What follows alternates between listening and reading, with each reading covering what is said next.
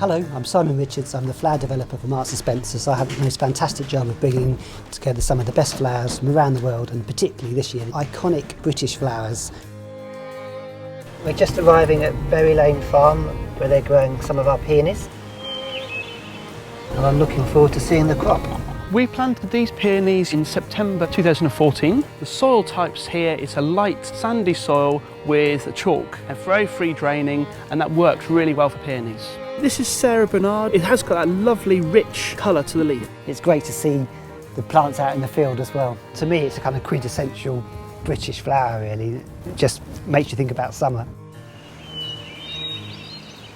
I'm with Ian, one of our expert growers. Ian, what's the crop we're looking at now? We're in a glass house full of scented stocks. Pleased with how they're looking, so yeah, start of a good season. What you can't really get is that wonderful fragrance which is coming off them as well. It's an iconic British flower and a great range of colours. You've got white and cream right through to sort of dark purples. We grow a range of 7 colours and we get a lot of comments from people that they can't wait for the start of the stock season. Both of my grandparents used to grow a few flowers. Mum and Dad then bought this farm nearly 50 years ago. In the last few years, my brother and sister-in-law and I have sort of taken the business on.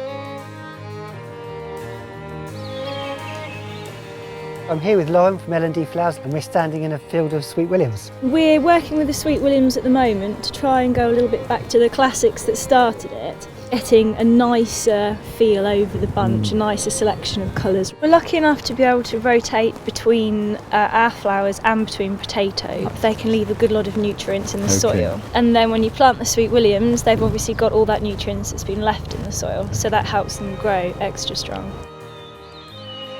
Today I'm visiting H Nurseries down in Hampshire at New Milton, and they grow orchids for Marks & Spencer and have been doing so for about the last 10 years.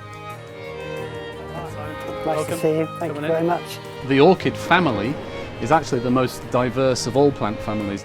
We take an orchid young plant, pot it up, grow it then for about half a year at 30 degrees. Then when it's big enough, we move it into a 20-degree environment, and that shock is what causes the flowering response to produce the really showy, attractive orchid that Marks & Spencer's sell.